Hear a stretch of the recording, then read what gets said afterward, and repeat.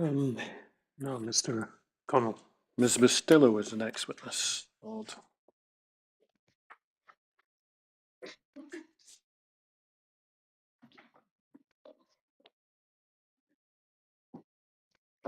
Good afternoon, Ms. Bustillo. As you understand, you're about to be asked questions by Mr. Connell, who's sitting opposite you. But before you do that, understand you're prepared to affirm. Good. Sitting where you are, would you please repeat what I'm about to say? I solemnly, sincerely, and truly I solemnly, sincerely, and truly declare and affirm declare and affirm that I will tell the truth, that I will tell the truth, the whole truth, the whole truth, and nothing but the truth. and nothing but the truth. Thank you, Mr. Bustillo. Mr. Connell. Lord. Good afternoon. You have two witness statements. Correct. You have one prepared some little time ago and one much more recently. So I need to ask you the formal question I ask all witnesses, which is, are you prepared to adopt these statements as your evidence in the inquiry? I am.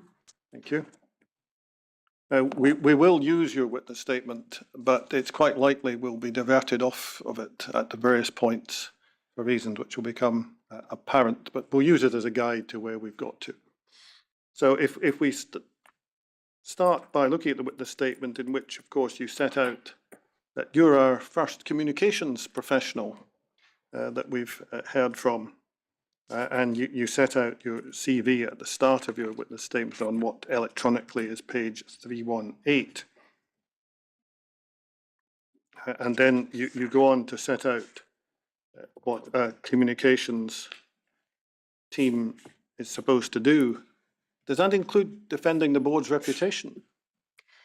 It includes managing press inquiries that we receive and political inquiries that we receive. So what we try to do is obviously give an accurate account of the position that we are asked about.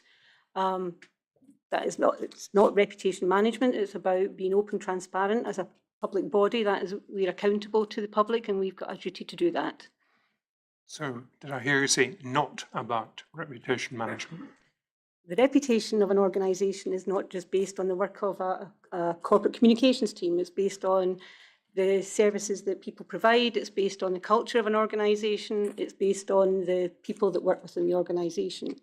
What we do is we are the place at which we, as an organisation, respond to political and media inquiries and scrutiny about those services, those people, and our culture. Yeah, I'm not sure that actually answers my question. Is it part of your role to defend the board's reputation? I would again say what I do is I give information about our services, our people, and how we perform. I wouldn't characterise it as defending the reputation of the organisation. I give an account of what we do. So if people have the impression that one of the things the comms team helps with is structuring communications to defend the board's reputation, that would be incorrect.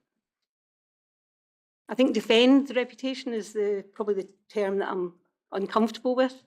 I think we, as I said, is that we will structure communications, as you've said, in order to explain what we do, our people do, our services are, and our performances.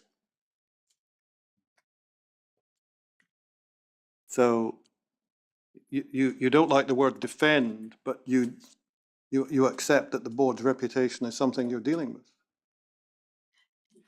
How the board conducts itself is something that I deal with, yes. How I present the information about how the board conducts its business. Yes. Can I ask you perhaps a slightly technical question?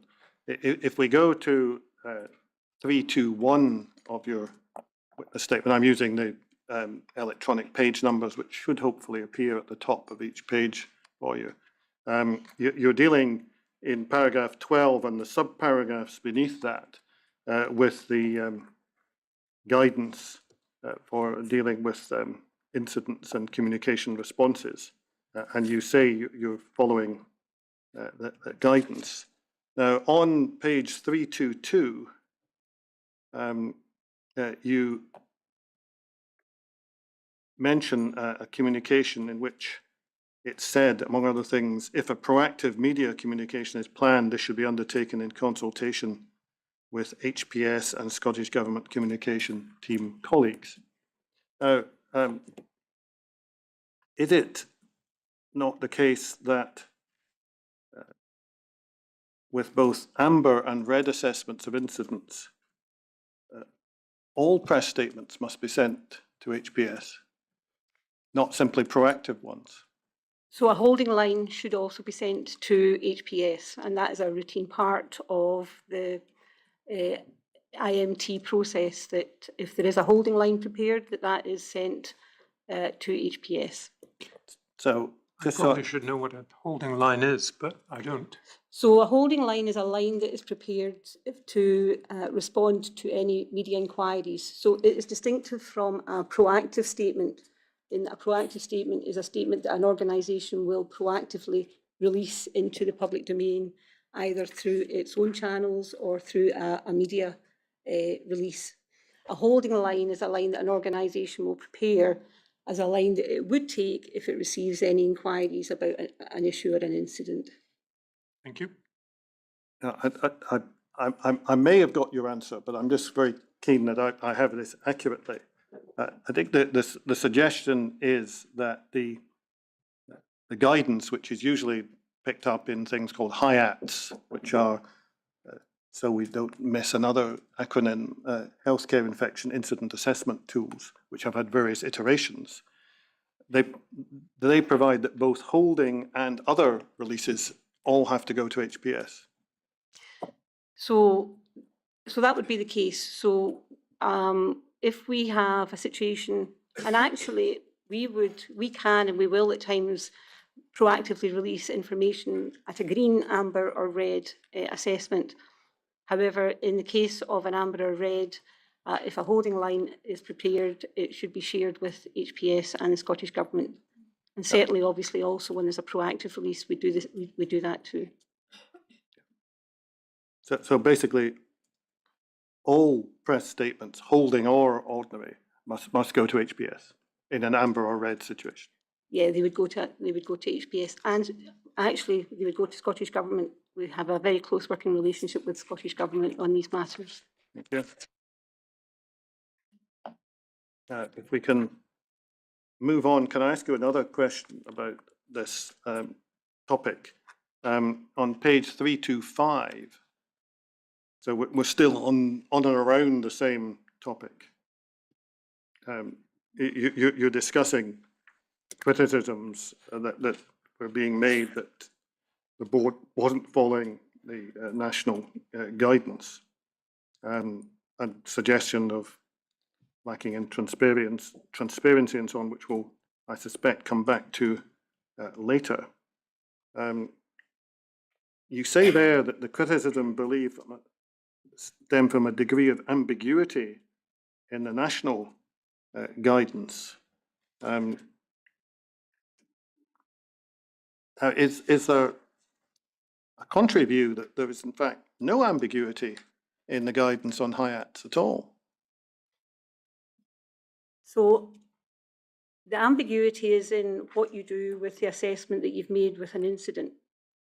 It's very much left to the individual IMT to consider whether they wish to have a proactive statement or whether they wish to simply have a holding statement. What you have there is that you have a lack of consistency across Scotland in how you apply those. So, for instance, in the Cryptococcus incident, we had at various times red, amber, green assessments. We went proactive with that when it was amber. The circumstances were such that we chose to go proactive. I'm aware that Dr. Inkster, for instance, has mentioned another Cryptococcus case in another health board, where again it was felt that hospital exposure could be a factor. They produced and the person sadly died, and they produced a holding statement for that. So there's an inconsistency in the way in which the guidance is applied, but that's because the guidance in itself allows for that inconsistency. It allows for local IMTs to make local judgments about whether they wish to have a proactive statement or simply just to manage it reactively. That doesn't mean that the guidance is ambiguous, though, does it? That's just the phrase you've used. It can be interpreted ambiguously, I suppose is a more accurate way to describe it. It doesn't set out a hard and fast rule that if you have a situation whereby you have a red assessment, that you should or must go proactively. It allows for different situations to be assessed locally and individually. And that's not wrong. I don't think that in some circumstances it's quite reasonable not to be proactive. However, it does allow for an ambiguity in how it's used and how it's referred to. Well, that is an inconsistency as between one person decides to do one thing, another, or one group decides to do one thing, another. That's not the same as an ambiguity, is it? You're the expert on words. So I believe that it allows for, if I can take a step back, one of the things we were criticised for was that we were slow at going out and having a proactive statement about a red incident. I can come on to discuss that in more length. It's the Cryptococcus case. We had very good reasons for taking the time to do it that we did. However, there was a belief among some quarters, some journalists and some politicians, that a red assessment was an automatic release of information. And that then led to the criticism of a lack of transparency, that we hadn't automatically, when we made the red assessment, automatically had a proactive release. That's possibly the ambiguity that I'm referring to. But the HIAT didn't provide for an automatic proactive release. No, But sorry. somebody thought it did. It but, did, but yes. it They didn't. did. Yes, they did.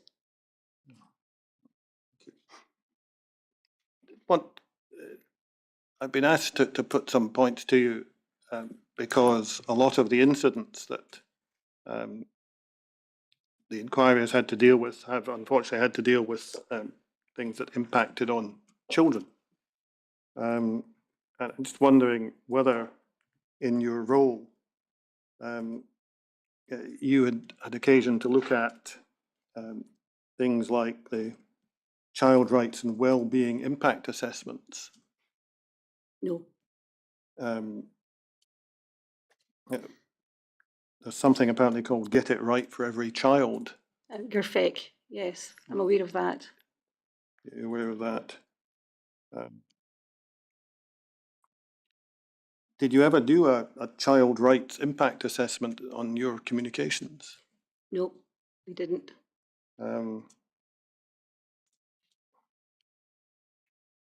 It probably ties into an interesting point that another witness has raised, so I'll ask you about that now since I'm on the topic. One of the questions is, did you go to the recipients of your communications, such as parents of children, and in effect see what impact your communications were having on them? Did you do that? So that was one of the actions that we took after 2018, 2019. We may come on to talk about the Oversight Board interim report and final report. And one of the recommendations was for us to engage with families, parents and children about communications, both to seek their views on how we should communicate with them, and we're also learning from the experiences of the previous 2 years. We commissioned an independent company to do that for us. A trauma-based approach was taken so that we could have a sensitive approach to that. And a report was produced for us. And indeed, that approach that we took from the learning from that informed the communications that we used when we reopened Ward 2A and 2B So this is something that arose from the Oversight Board, which dealt with a lot of communications issues. It was. And, well, let me just ask you the slight sideways question on that point, because Dr. Mathers, when he gave evidence, came up with a point that we hadn't heard before. And I thought I ought to ask you about it, given you're a communications expert. When he was asked about things like effectiveness of communication, he said, well, don't ask me. The correct perspective is to see what the recipient thinks of the communication, not what the drafter thinks. Do you agree with that? Yeah, I think that is important. I think it is important for us to think of our audiences and to engage with our audiences. I think there is an issue around, we were dealing with a series of situations that we were having to respond to at pace, but I do think it is important that, beyond that, that you do reflect on what your communications and see if there are lessons to be learned in terms of how you take communications forward. I think one of the most interesting things that came out of that was that, in fact, the parents didn't really want to hear from the organisation. That in doing so, they felt that if they were hearing from the organisation, there was something wrong, and that that they were keen that their communications were mainly through clinical staff, the teams that were caring for their child, and that they had, as you will have heard, I think before, they held them in very high regard. So there were other key findings, such as very keen that we spoke in an age-appropriate way. And that was something that we took on board for the reopening of 2A and 2B. So we had age-appropriate communications.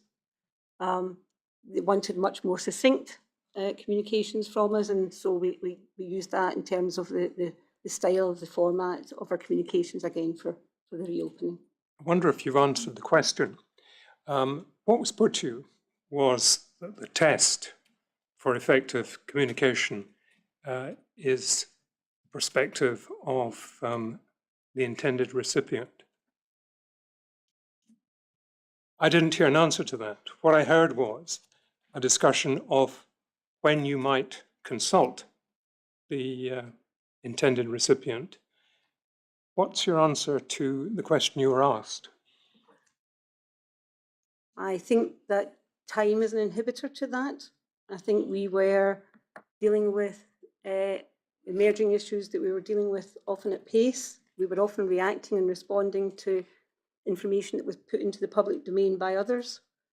I think at that pace and in that way in which we were responding, I think it might be difficult to have that opportunity that as you're developing your communications to be engaging with people so that you can test out your communications ahead of sharing them more widely. Coming back to the question, Sorry. I think I understand what you mean about you may have to consider when you assess the perspective of the recipient. But what about the question that you were asked? Do you accept that the test is to be judged from the perspective of the recipient, or do you not? I do, yes. Thank you. Apologies.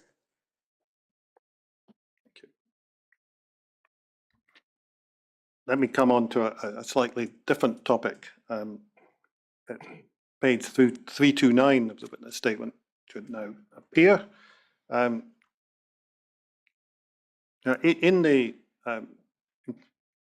paragraph 33, because this is a statement that you prepared rather than prepared directly on a questionnaire and answer basis. You say it's been suggested that core briefs are not a suitable source for various reasons. In particular, not everybody accesses them, not everybody has time to access them.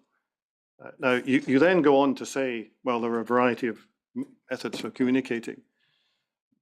Does that really answer the question, which is, are core briefs, or were core briefs, we should probably be saying, because we're concerned with the timing that we've been looking at, were core briefs a suitable source for issues about the hospital environment? Because I think there have been some criticisms of them. People are too busy, not everybody has internet access and so on. So if I can explain the totality of how staff were informed, because core brief was one part of it, but not the only means by which. Well, I think you've done that, but I just like to understand your answer to the question. I can understand there are other means of communication. Yes, okay. We can take that as read, and you've set them out very fully. But there's a specific criticism of core briefs. Is this a good place to put that kind of stuff? Because lots of people don't have either the time or the access to get to it. Is there an answer to that question? I believe it is a good place to put it. Our core briefs were not only sent out through 49,000 email addresses, they were also published on our website, so they could be accessed at any time of the day. We keep them in a format that's high level, that's short and succinct, because we recognise that our colleagues are busy. The purpose of the core brief in this situation was so that wider staff would not read about these matters in the media before they heard about them from us. It was not specifically to communicate with those most directly affected. Right. Helpful. Can I ask you another question? Can we go to paragraph 38 on page 330? And I'm picking up little points in your statement, not necessarily to criticise the words in the paragraph, but in order to allow me to ask a more general question. One of the criticism levied from time to time was the time it takes to issue statements. Now, and there are some very specific answers to specific examples of that, and we needn't trouble with these at the moment. But one of the points you make in paragraph 38 is that you say media statements could also be good with other colleagues, including senior NHS GGC officials. Now, well, the first question is why? If you've got the clinicians or the IMT lead or whoever involved, you've got a communications person involved, why is it necessary for someone else to have a say on what's in that communication? I think it was because of the issues that we were dealing with. So, for instance, many IMTs, we do not systematically involve senior officials, routine IMTs that we're dealing with. They would be very much contained within the IMT process and approved by the chair. However, these issues that we were dealing with obviously were not normal IMTs. They were significantly bigger. They had significantly greater significance. And therefore, it was appropriate that we would also engage with senior officials. So a senior official not involved in the IAT would have some say in what was in the press release? We would share them with that so that they would know about it and they would see them in advance. They wouldn't override what was said. It was an iterative, collaborative process whereby Dr. Inkster, for instance, as the chair for most of these IMTs, would be one of those who would agree to them, as well as some of the senior officials. I'm still not quite, I can understand telling people, or I can say we need to tell you, Ms. Chief Executive, we're about to issue a press statement about water or whatever. I can understand that. So communication on to them is fine. I'm just a little puzzled as to why they should be participating in the drafting. As I would go back to my point that these were significant issues. These were, very high level, significant matters for the organisation. And for those particular IMTs, it was felt to be appropriate that we would engage with some of the senior officials as well as the IMT. You understand the reason I ask, because there's obviously a suspicion in some quarters involved in the inquiry about anything that senior officials do, because they're put in a box marked management as opposed to clinicians who get a lot of the nice things said about them. So I'm still not quite following what content a senior official is expected to contribute to a communication about some incident on a ward. Contribute perhaps is not the right term. I think it would be so that they would be cited on them, so that they would be aware of what we're proposing to say and they would be content. I don't recall that there would be any sort of changing to the drafting of it. Most of the communications were drafted and prepared with Dr. Inkster as the chair of the IMT. It was a process by which, obviously, you would recognise that the release of information into the media is a matter that you would want to make sure was accurate and was reflective of the organisation. And so it was, because of the significance of these issues, it was for some of them, we would include senior officials. Okay, well, let me go back on that answer. Accurate, yes, and one can immediately see that. Reflective of the organisation, what does that mean? If you've got an accurate statement about an incident, why do you need something else? Because there was consequences, because there was actions that were taken. The IMT wasn't in itself able to manage all of these issues. The organisation had to respond and manage the issues, and as you know, we did. We put in a number of different actions and steps to deal with what was obviously a very difficult emerging situation. And so the organisation, the senior officials within the organisation were those that were responsible for taking the actions. You know, it was a senior director within estates who was responsible for the point of use filters for the work on the water. It was the senior officials who worked, you know, with the IMT to look at the decant, etc. So it was absolutely within those that context that you were dealing with major organisational responses to the IMTs, that it was appropriate, I felt, as the Director of Communications, for senior officials to be involved in how you were presenting that information.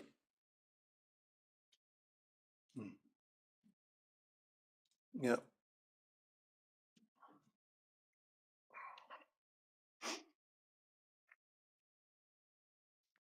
And one of the consequences, I think you very fairly accept in your statement in paragraph 39, is that it can mean that by the time everybody who you say needs to approve it has approved it, it can slow the process down. I agree. Sure. And you've instanced later in your statement various individual examples where people up to the chief executive had to be involved, is that right? Correct. And that's presumably for the reasons you've been seeking to explain to us. Correct. Sure.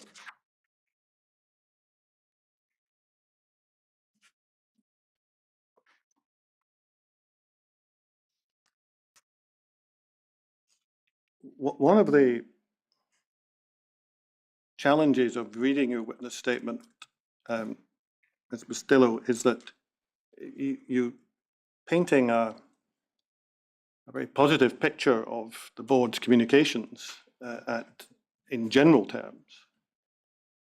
But then throughout your statement, you point out there was an error or a need for an apology and so on, which perhaps, is it fair to say that that were justified criticisms of the communications? Yes. I'm picking on this for no particular reason other than it's a convenient example. On page 335, in paragraph 56, this is one of the tricky ones, because you're trying to get your communications out before it appears somewhere else, which might have been a lot easier in a former age when electronic communications weren't as common. But in this case, a number of parents said, well, we first heard about this through the media, and you accept that shouldn't have happened. Oh, absolutely.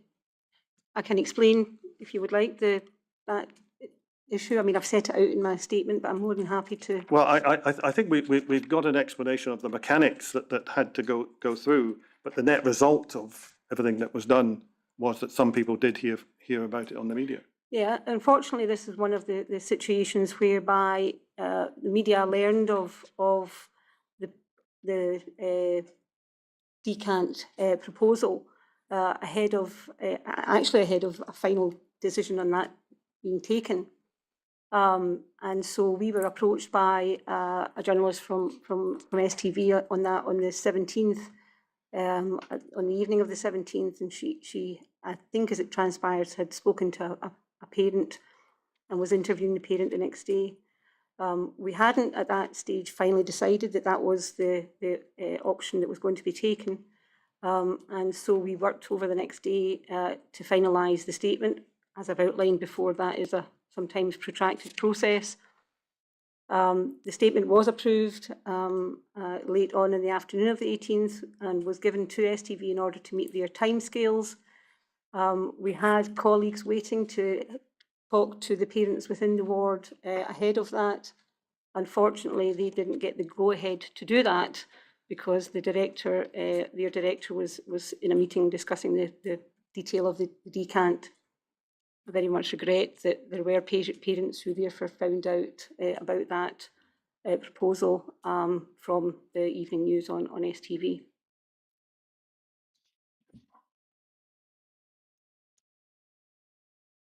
Can I ask you about the Ward 2A decant communications around about that? Because that's one of the more controversial areas, I'll suggest to you. You deal with this on page 337, at least. I suspect you deal with it elsewhere as well, but the first place at which it crops up is page 337, paragraph 60 and onwards. And I suppose the first question that I have for you is you've reproduced the briefing for families, and then you've reproduced the briefing that went externally. And the first paragraph talks about an enhanced cleaning program.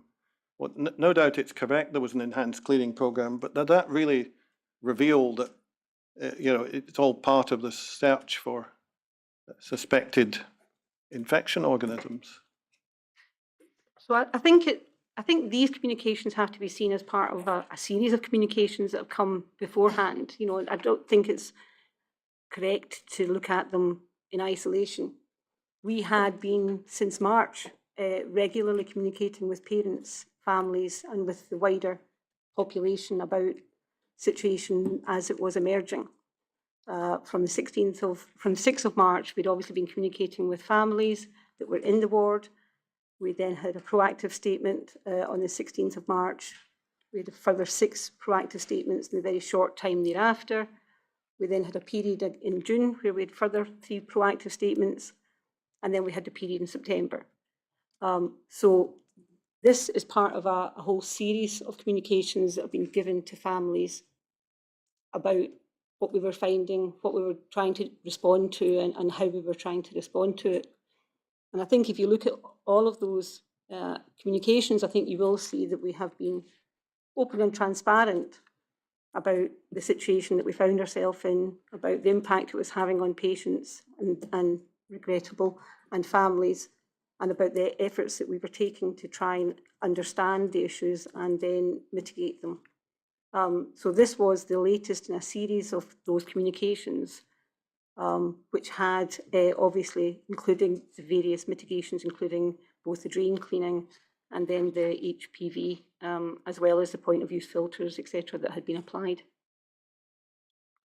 The reason I wanted to ask you about it, I mean, you prepared this statement and you selected that one and you put it beside the media release, which appears on the next page on 338.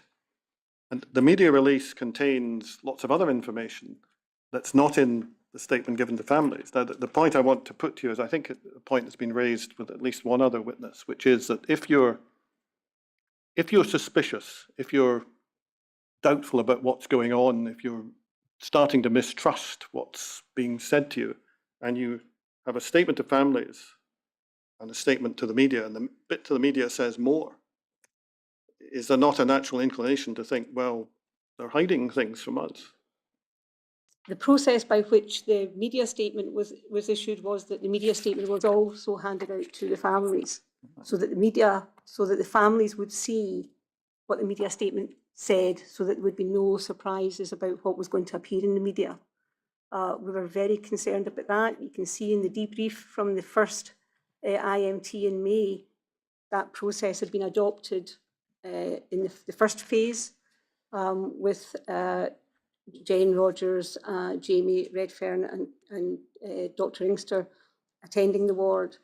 And one of the actions that they took was to hand out the media release as well as to have the verbal, updates for families, so that there were no surprises about what would be getting told to the media.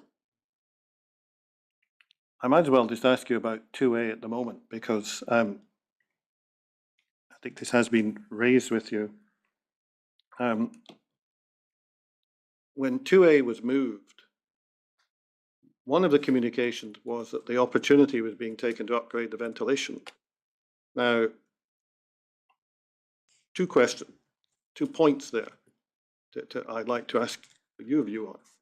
First of all, taking the opportunity to upgrade the ventilation sounds as if you wouldn't have bothered with the ventilation was it not for the fact that you happen to be out for other reasons. That doesn't quite match the information the inquiry has about the need, the significant need to radically alter the ventilation in 2A. So is that not therefore misleading? So I've reflected on that because I am aware that that comment has been questioned before in evidence. And I have discussed it again with colleagues around, was that a misleading comment? Opportunity was what was there. We had the opportunity because of the physical infrastructure. We had the opportunity because patients were not in the ward at the time. I know that you've heard evidence, obviously, about the situation in 4C and how there isn't that same opportunity. So I think opportunity, whether it signifies something else to others, I think opportunity was what there was at the time. I also questioned whether we were right to call it an upgrade. And those who are expert in technical matters, of which I'm not, believe that that was an appropriate term. The evidence upgrade might, to some people at least, sound as if you're switching out the Mark V for the new Mark VI or something of detail.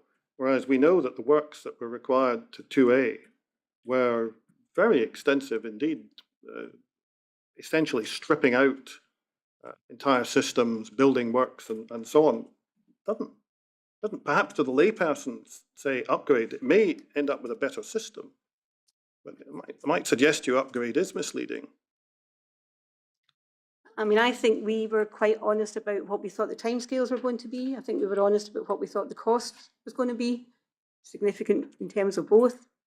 So I think it was quite clear for those who, like me, aren't technical, that we were going to be investing a significant amount of time and money to change the ventilation system.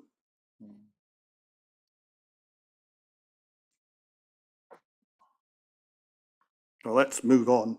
340, you're put down what you've described as reflections on communications handling. And I think the first point you quite properly acknowledge is that one of the points that you began to realise was that there were people who weren't physically in the wards and therefore they weren't getting the same information, although they might be coming in the next day or the day after or whatever. And that was something that you hadn't got quite right, but you then took steps to fix it. Is that fair? That's correct, yes. I think, so whilst there was significant effort made by clinical staff, by the senior management within the hospital and with the support of my team to try to ensure that parents and patients in the ward were well informed and got their information direct from us rather than from another source. Clearly, there was a number of leaks that were taking place and other commentaries around the situation. There was quite a lot of media speculation, and I think we were slow to recognise the impact that had on those who we weren't directly engaging with. We did have intermittent communications that went out to 400, 500 families, but they were very intermittent up to the point of September 2019. And I fully accept that we were slow in recognising the impact that had, in fact, too slow. And we obviously then took steps to remedy that in September 19 with a closed Facebook page. And the next point you make is that perhaps it wasn't fully appreciated, and I'm trying to paraphrase, so please tell me if I'm getting it wrong. Perhaps it wasn't fully appreciated that if you say the water's fine, but at the same time on the ward, people are being told to use bottled water, it can cause confusion. Yes, that was a second issue. I think there was the optics. You know, we weren't looking at it from how parents were experiencing the environment. We were looking at it from, we thought we were telling them what we understood to be the case after the point of use filters had been applied, but they were still being told to use bottled water. Now, that was a very practical reason for that. There was a kitchen that was out of use, but we just didn't look at it in the round. And another point that you've quite properly highlighted in paragraph 67 on page 341 is in relation to a mistake that was made, in effect, not to remember that there had been previous advice not to drink the water. Yes, no, that was a mistake. That was by October 2019, so some 16, 17 months after the original instruction had been to use bottled water. We obviously, at that point, we'd had a change of chair in the 6A IMT. We were continuing to work with the chair on our communications, but the chair obviously didn't have that knowledge, that memory, and this was a complicated situation that had evolved and changed over that period, and we made a genuine mistake. But that was a mistake. We had obviously given that instruction to drink bottled water, and then we said that we hadn't in a statement that we gave to a journalist. The next question is the DMA Canyon reports. And I want to raise with you a sort of thesis that has been beginning to emerge among some of those at the inquiry as we've gone along, and to understand your perspective on it. One of the things we've heard from infection control people is infection control is everybody's business. You know, so don't just assume it's the infection control nurse because you have things to contribute to achieving the result. And I wonder, and I'll explain why, whether the same might be said in some circumstances of communications. Because one of the issues that has emerged is that, let's say, board official X knows of the DMA Canyon report. If that person knows about it and doesn't then communicate with, say, someone in infection control or the like, then that person can't then communicate with people on the ward, who then can't communicate with the patients. So to that extent, is it fair to say that everybody who gets information that could bear on patient safety is part of the communication process? Yes. And of course, the issue with the DMA Canyon report was that some people knew about it in varying ways, either because they'd received it or seen it or knew it was instructed, but nobody seemed to tell anyone else about it, such as infection control or the other people dealing with patient safety. Can you help us at all why that wasn't picked up? It's not a matter I was aware of until 2019, as I've said in my statement. In 2018, I was the Associate Director of Communications. Ali McCloss was the Director of Communications. He would have been part of the senior management team. It may have been discussed at one of their meetings. He certainly didn't mention it to me. So the first I learned of it was when it was brought into the public domain by a politician. Yeah, I suppose it's part of the same question that keeps getting raised, which is this question of what do we mean by transparency? Because if there is an argument, and I like your view on it, that as soon as the board discovered that there'd been, shall we say, a significant error in dealing with something that potentially impacted on water safety, should they not have been proactively telling people about that? We've made a boo-boo here.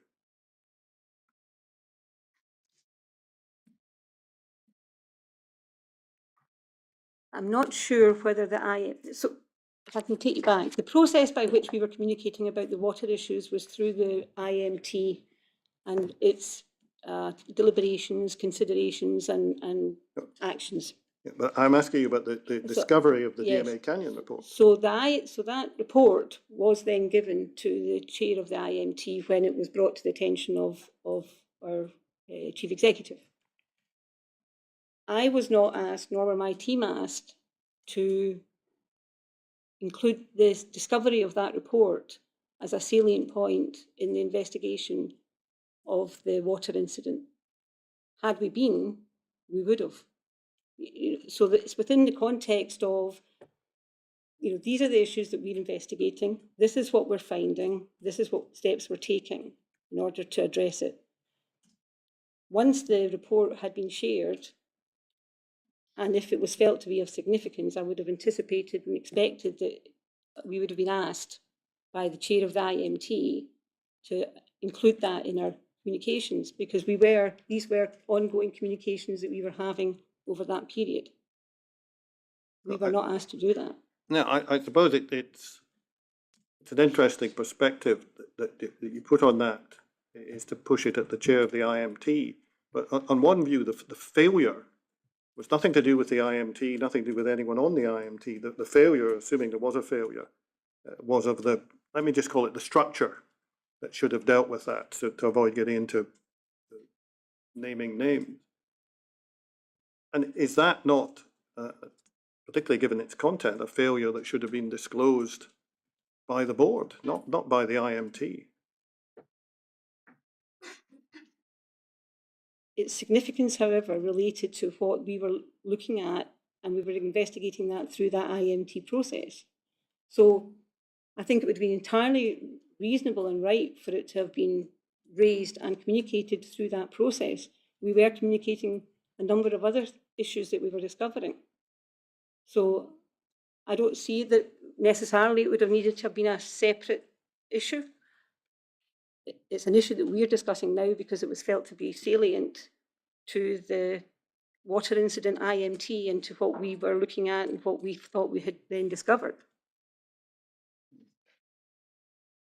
The board's failure to deal with a pre-occupation risk assessment for about 3 years was nothing to do with IMTs, was it? That was a quite separate and freestanding issue. In my capacity as the Director of Communications, I was not made aware of it. I was not asked to report on it or to comment on it. Whether there was a discussion by others about whether to talk about that or to raise it specifically, I'm not party to.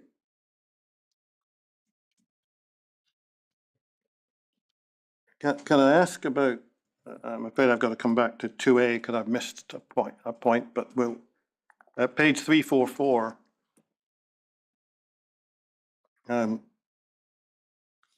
you've reproduced a background note that was prepared, and second paragraph, that note talks about moving people out of 2A and so on.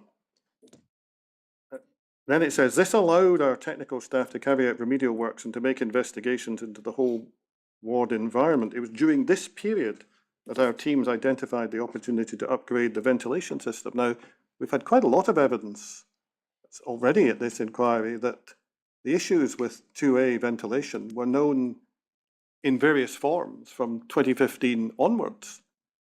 They weren't just discovered because you happened to move people out of the ward, were they? I think that's two different issues that we're discussing. So the issue that I think you're referring to, that from 2A to B wasn't about the specification of the non-specialist ventilation rooms.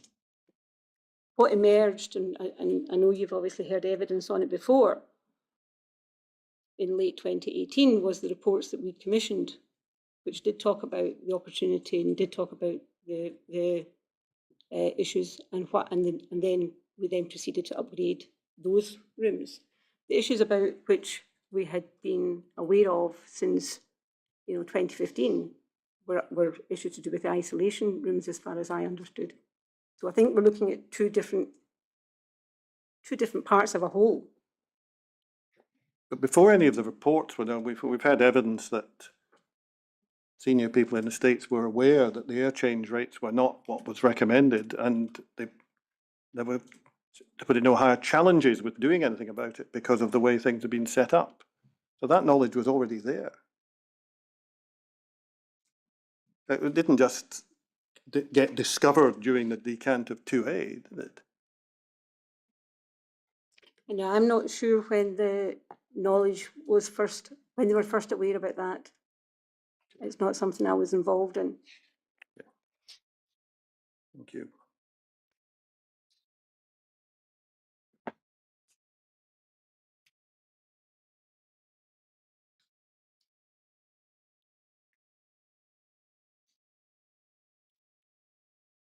I just want to move a little further forward. 349.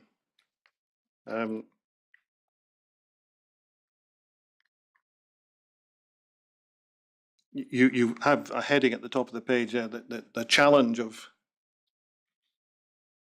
balancing public interest with patient confidentiality.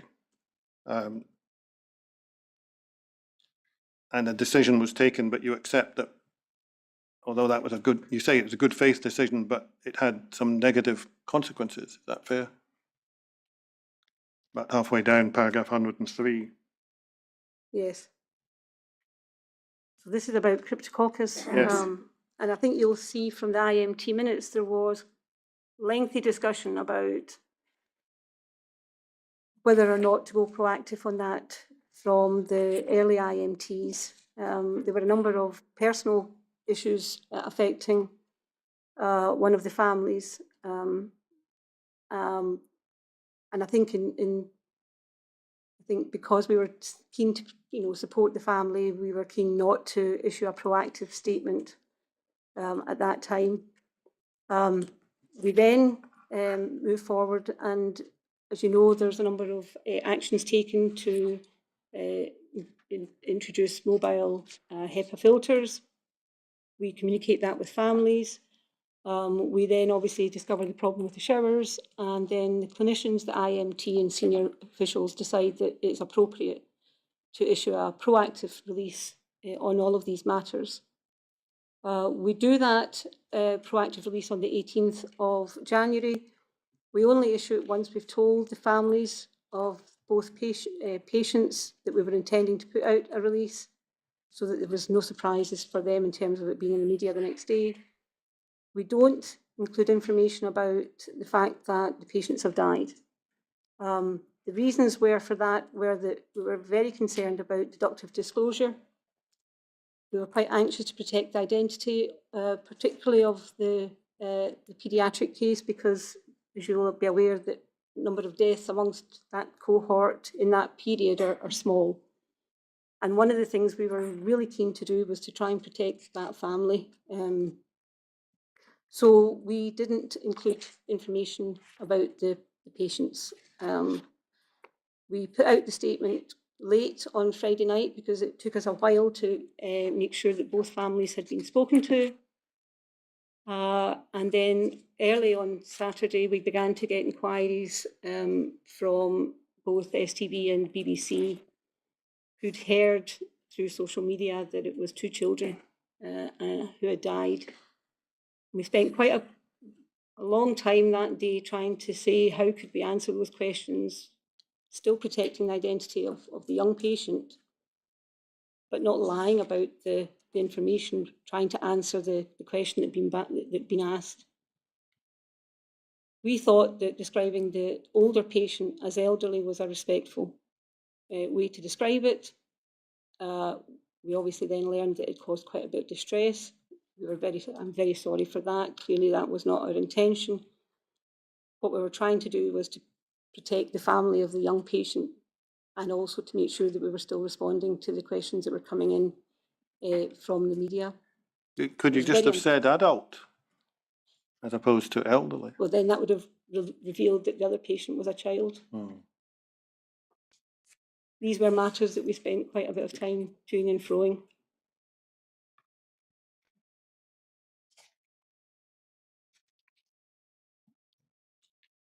let me ask you a question, and I suspect from your witness statement, you may not be able to help me, but I'll ask you since you're available to us today. At page 353,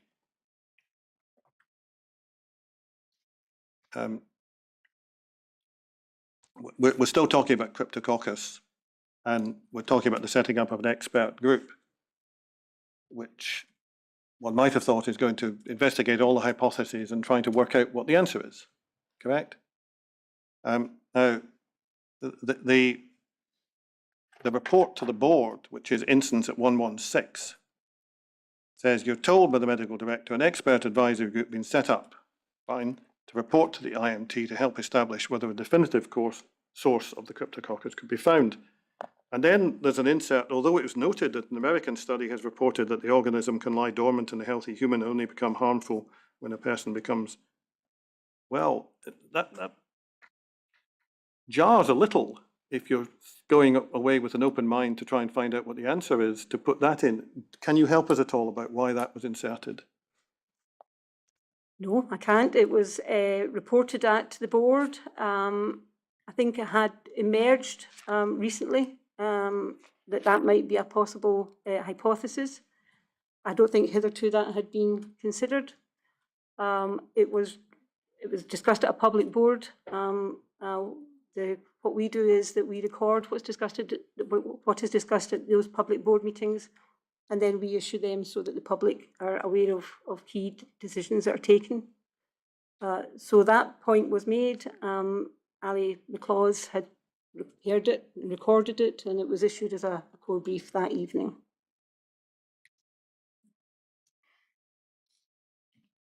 I have some question to ask you about a later passage, 358. Please. We're jumping around a little, and I apologise for that. And if we miss something critical, please do tell me. But we do obviously have the whole of your report now as evidence at the inquiry. In paragraph 130, what's happened is that Drs. Inkster and Peters have raised the accuracy of various media statements with Dr. Bain, and Dr. Bain gives you these complaints and asks you to respond, and you say, well, that was done. Now, the first question, you say with independent oversight by Professor Wallace. Professor Wallace was reporting to the chief executive of the board, was she not? She was a government appointee. She had only just arrived, and the independence was that she wasn't involved in these matters before. Mark White, finance director, who had not been involved in them at all, and so we felt these were appropriate people that could give fresh pair of eyes to look at our statements, the comments that had been made by Drs. Peters and Inkster, and then the further information that we had identified to respond to their comments.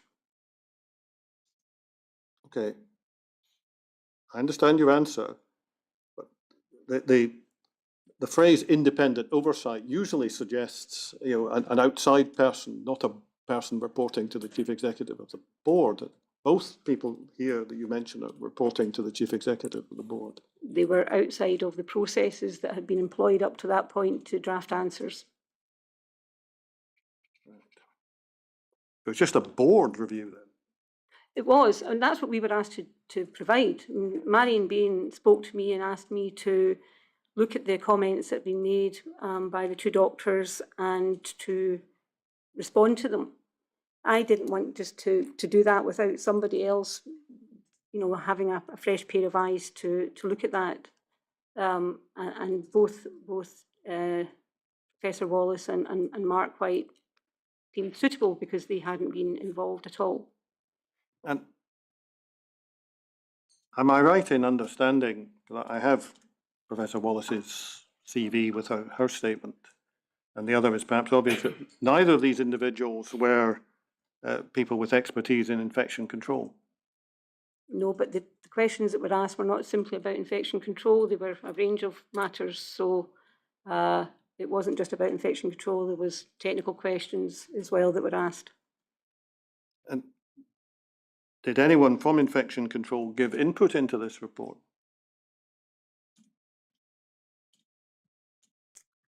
the process by which we asked was we would have asked, in fact, we asked Professor Leonard on questions that were around processing of labs, etc. We asked the Directorate of Estates around questions of a technical nature.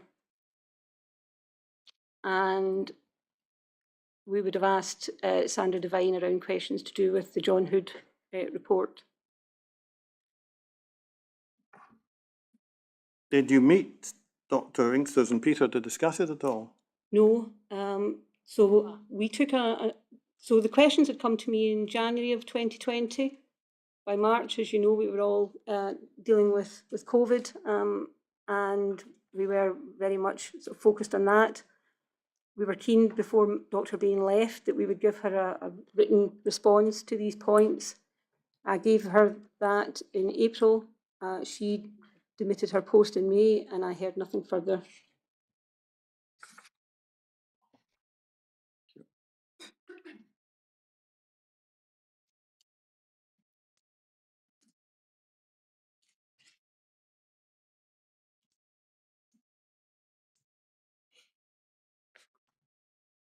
Just bear with me a second.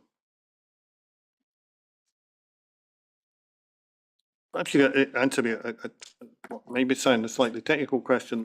Later in your witness statement, if you need the reference, it's 363. You're discussing not specifying the particular bacteria that's being considered, and one can quite understand lots of the points you're making about jigsaw identification and so on and so forth, but not mentioning the bacteria. What's the logic behind that? You'll see I've set out in the statement a number of the factors that can be taken into account in terms of identifying and breaching confidentiality. And one of those is about, patient conditions and treatment. Because of the very small number of patients that we were investigating at the time, and because of the situations that we'd experienced before when we had confirmed bacteria, etc., and it had caused upset to families in terms of some of the media coverage, we took the position that we should withhold that information. We discussed it with HPS and with Scottish Government, and because of the small numbers involved, they also shared our view. And they agreed that given the very small numbers of patients involved, that was information that we shouldn't release. Let me ask you about the Oversight Board. I'm conscious that you've got some comments on relationships, if I can put it like that, over your communications later on. The Oversight Board produced an interim report, which we can look at if we need to, but that will probably depend on the answer to your next question, to my next question. That interim report contained a series of criticisms, that's just the best word I can come up with, of communications on a number of matters. Do you accept those criticisms? I accept that families found our communications wanting. I do accept that. I think that one of the reasons that we were put in escalation was for communications and engagement with families. So it stands to reason that our communications didn't meet the needs of those families. So yes, I do accept that there were issues with communications with families involved. And then just for completeness, although most of this was in the interim report, in the final report, there was also some further criticism, including how you dealt with the duty of candour interpretation. And you remember that? I do. That's not a matter of which I was involved closely, but yes, I do recognise and recall that. And Professor White, Craig White, who was appointed and from whom we're going to hear later, he also has some not dissimilar criticisms of the board's communication. Do you accept that? He was the chair of the communications and engagement subgroup that then formed a view that was then set out in the interim report. So his views will be part of that assessment.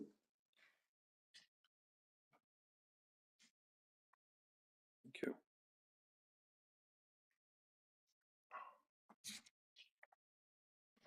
Just to ask, I may have dealt with DMA Canyon to death because you're probably not particularly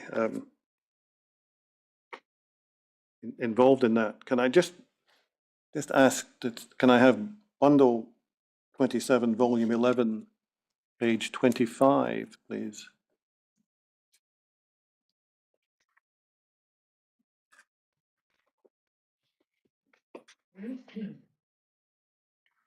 Yeah, I think the reason this is up is that this is lifted from a series of Q&As, as you know. And I suppose that the question that is arising for the reasons that we've covered to some extent earlier is that there's a statement that when the hospital was first opened, there was no indication that there was a problem with the water.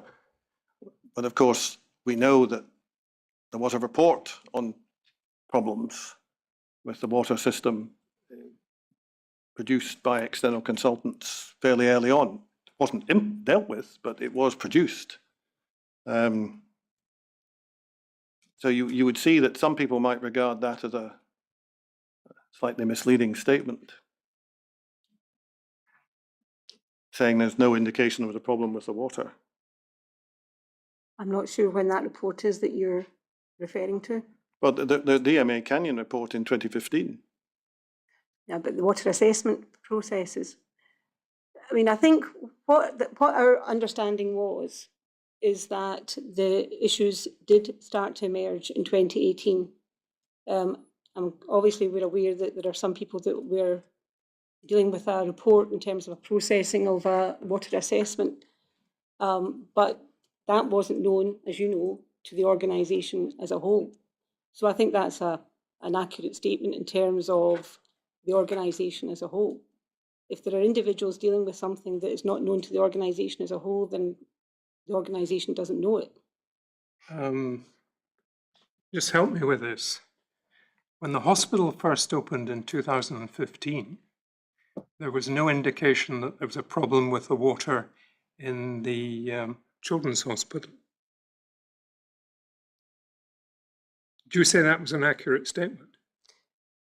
There was no indication to the organisation. I mean, I think what that is a board statement, is an organisational corporate statement. In January 2015, as was known by 2020, which is the date of this document, at least one and perhaps more board employees had the DMA Canyon 2015 risk assessment, which provides a number of indications that there were problems with the water. So this statement is a statement about what the organisation as a whole. No. That was the position that we took. No, it's not a statement about the hospital as a whole.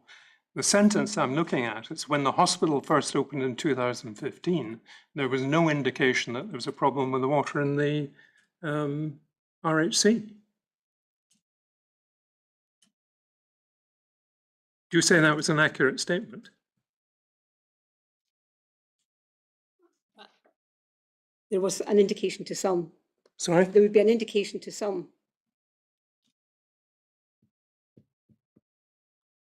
Thank you.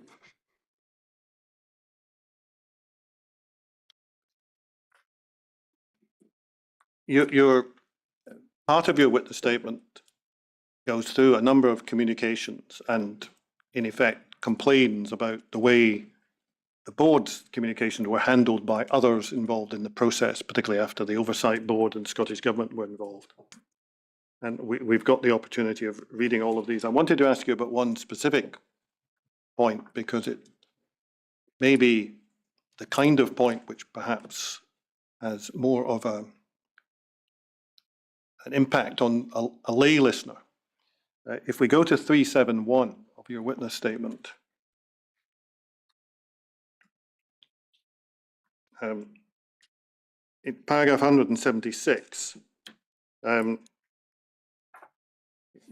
somebody is getting in touch with you saying the Cabinet Secretary wanted the sentences omitted as the phrase acceptable level of infections jarred. Now, if you were a patient or a parent of a patient, would you not find the idea that the board was saying there are acceptable levels of infection something that jars?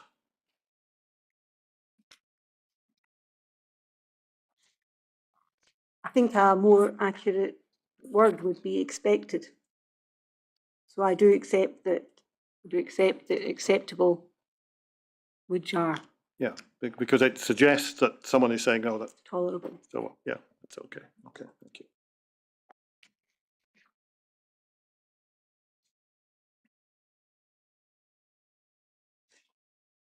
And much of your complaint about the way things were handled ties around your assertion that there is something called the corporate NHS GGC position, which is what you were trying to get across.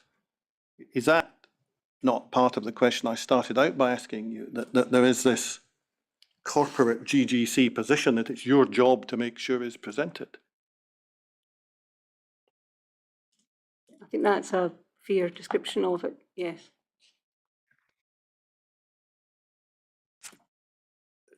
Let me ask you something about a completely different topic that has kind of cropped up, perhaps slightly unexpectedly. May or may not be peripheral to the job we're doing, but as it's been raised in evidence, I think you're aware that you're probably aware that the inquiry has had evidence from one witness about being, well, I'll use the word distressed, just as the best word I can find at the moment, to find that their social media accounts were being monitored, and any mention of either her or her late husband was being picked up by someone being paid by the board to do that. First of all, let me just ask you generally, I have some specific questions I want to put to you about that, but do you think that's an acceptable use of the board's funds? So this is the social listening software. Yes. So the social listening software was procured in response to the interim report of the Oversight Board. It was a recommendation that we needed to improve our responsiveness to social media comments, and that we had been slow to listen, slow to pick them up. Okay, can I just ask you to pause there, because the quotation you're giving is the one I've been given to put to you, that the board, Oversight Board, actually recommended that you should learn from other health boards' good practice. I can ask you which other health boards were engaging in the use of social listening software? So there were 3 other boards that I reached out to all boards to ask them, were they using such software? And 3 other boards did come back to confirm that they had that capability. That was Grampian, Lanarkshire and 24. Now, as you're no doubt selecting your words very carefully, there may be a distinction between having that capability and using it. Did they say they were using it? They weren't using it in the way that we then subsequently used it. They weren't using it? They weren't using it to listen to individuals. Right. Just a matter of detail, is it a sort of in-house operation, or do you contract it out? Yes, so it's a company, it's an American company. They are a global company that provide this service, and they have a way in which you can automate reading and monitoring public statements. So it's a way in which you ask them to have keywords that they will pull out from public comments that are made on public social media accounts. Is that Cambridge Analytica? No. No? Meltwater. Sorry? Meltwater. Meltwater. Thank you. I asked that because there was a rumour circulating that that's who it was. So I wanted just to check. And the other boards were not using this, they had the access to the ability, but they were not using it targeted on individuals. We weren't following individuals' accounts, correct? So is it then, you've, as it were, innovated on other boards' practice by deciding to target it on individuals? I wouldn't describe it as that. There was a number of key terms that were included. My team also included 4 individuals, of which one was a family member, as you're aware. 3 were politicians. These were people who were regular commentators. There was actually no need to include them. You could publicly look at the comments that they make. These are public comments that are being made on their accounts.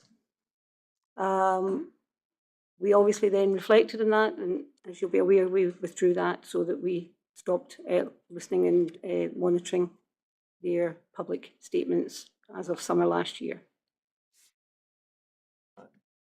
Just so I'm clear about it, in the witness statement that Mrs. Lawrence produced, she narrated an email exchange that she'd obtained via one of these subject access requests, which indicated that not only was her name being targeted, but also any mention of her late husband. Have both been stopped? There's no patients, there's no individuals are being followed at all. No individual.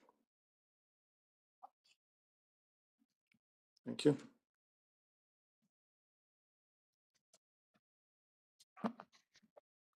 Now, you've already dealt with the Oversight Board, so I don't need to ask you about that.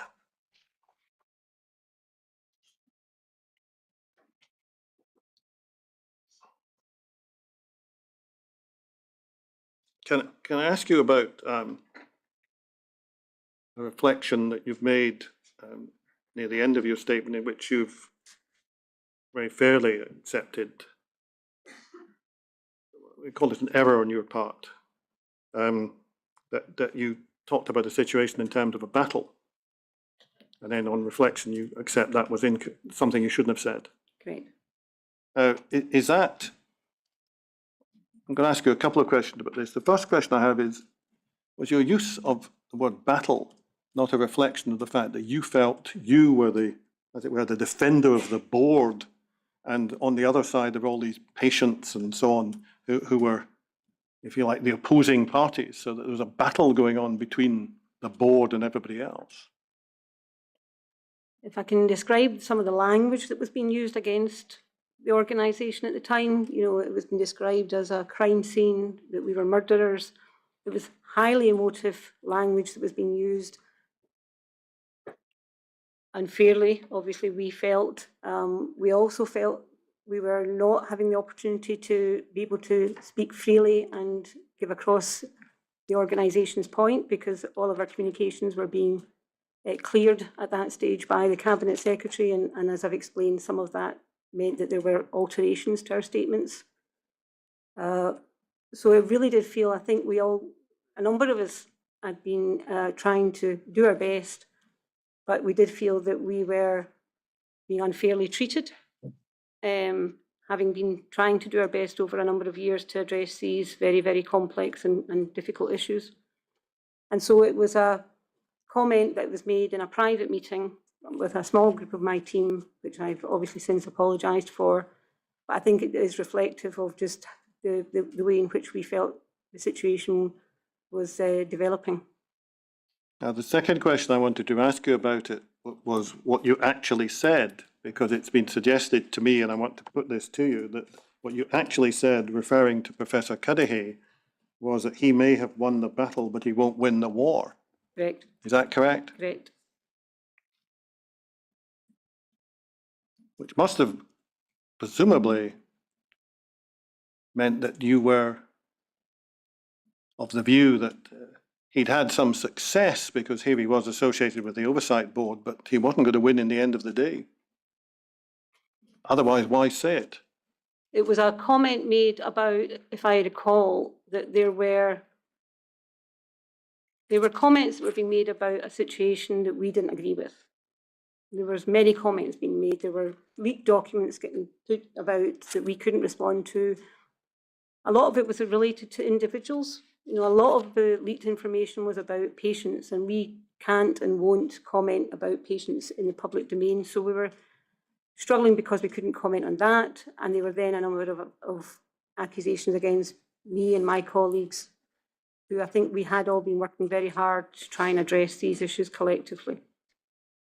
So it was not personal against Professor Cudahy. It was symptomatic of the time that we were in, of the difficulties that we were feeling, and of the very, very limited opportunity that we had to try and get across what we felt were very reasonable points to make.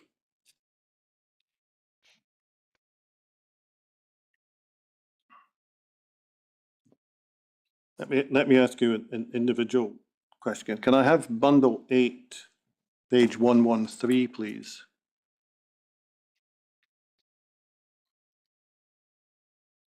Ah, yes. I'm just. This has been drawn to my attention, and this is an example where a statement had been made, presumably with involvement from your team, that said that anyone who was concerned about quality of care should contact the chief executive, and promptly all the consultants in that area said, "Why are you mentioning quality of care? There's no issue about quality of care, it's the environment." Is that fair? Yes, I recall that later. Thank you.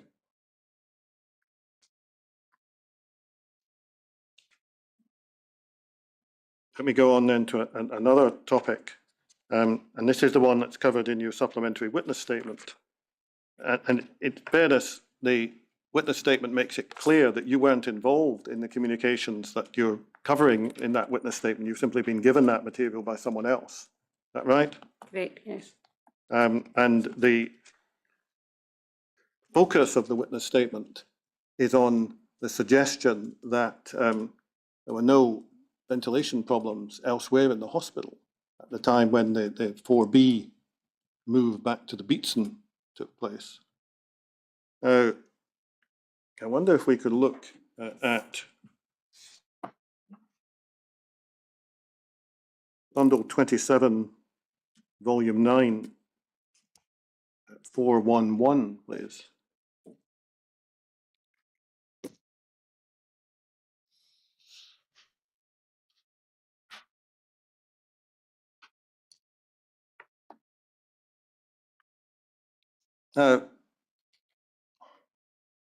We can scroll down and read the whole of this if we want, but the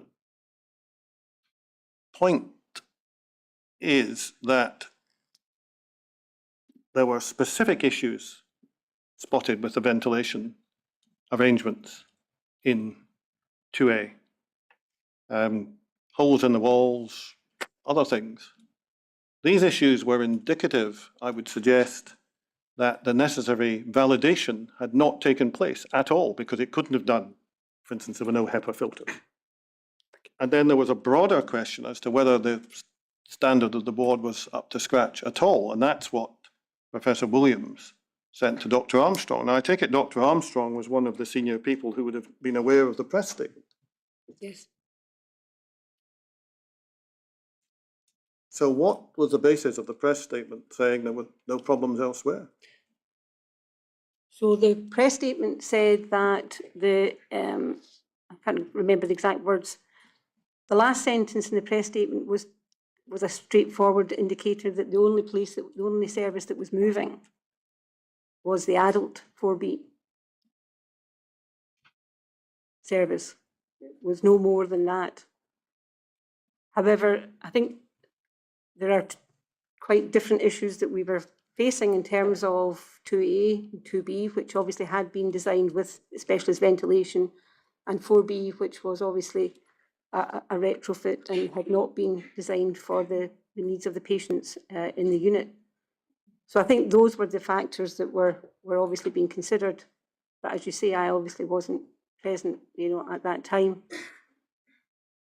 think you'd also questioned the introduction to the statement in previous evidence. There was obviously a disagreement to that point as to whether the issue was that the specification was wrong or that the building had not been built to the specification and the specification was right. The one thing that was agreed by both parties, by both ourselves and Multiplex at that stage, was that the air particle counts were too high. And therefore that was an agreed position by both parties, and that was why we obviously then explained that that was the trigger for the move back. You'll have seen as well, I believe, it's in the pack, in the information that we supplied, that Ali McLaws and his counterpart at Scottish Government do discuss the difficulty with going into the issues as to where the responsibility lay for whether the 4B unit had been built correctly or not, because of potential for future litigation. And that's why that wasn't stated in that press release. Yeah, I understand the need for caution with the litigation very well, Ms. Bustillo, but I think the question that I'm more interested in is whether the statement that was issued at that time gave a false impression of the fact that there were no other significant issues, because for the benefit of hindsight, 2A and 2B were not built in the way that they should have been. We've had endless evidence about what had to be done to fix them. And this was one of the early reports on that. However, they were built with specialist ventilation, which was different from 4B. And so I think what those points are is that there were two different sets of issues that we were dealing with.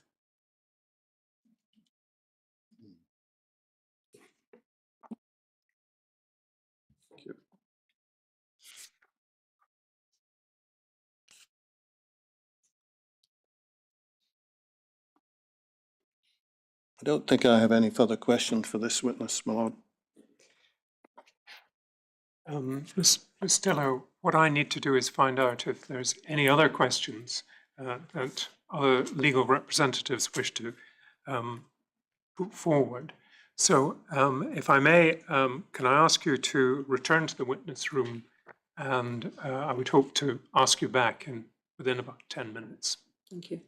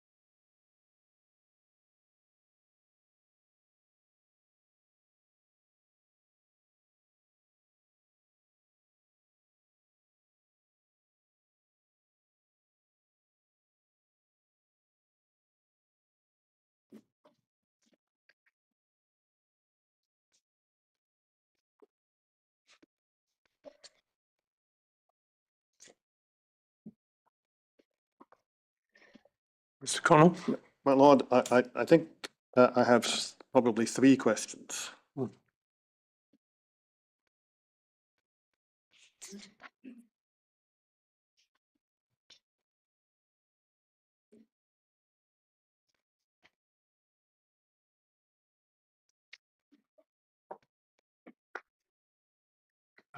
I understand there perhaps might be something of the order of 3 more questions, Ms. Bustillo. Now, Mr. Connell. Thank you, my lord. Probably all clarification points, if I may. We discussed the comment you made about Professor Cudahy and the circumstances, and you explained your position on that. Now, in the course of giving an explanation of what was going on at the time, you mentioned the leaking of documents. Are you suggesting that Professor Cudahy had been leaking documents? No. When we were dealing with the social listening software topic, first of all, am I right in understanding from what you told us that there were 4 people on the list? 3 were politicians, and then there was Mrs. Lawrence. Correct. Do I understand you've now apologised to Mrs. Lawrence for including her? And why was she added? She was a frequent commentator about NHS Greater Glasgow and Clyde.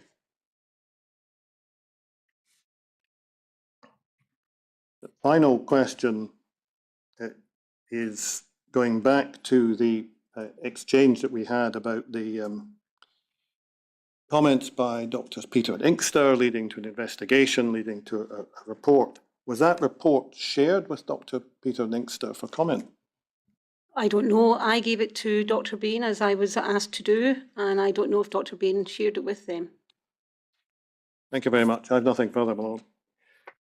Thank you very much, Ms. Bustillo. That's the end of your evidence and you're free to go. But before you do, can I say thank you for your attendance this afternoon and your work in preparing the statements. Thank you. Very much. You're now free to go. Thank you.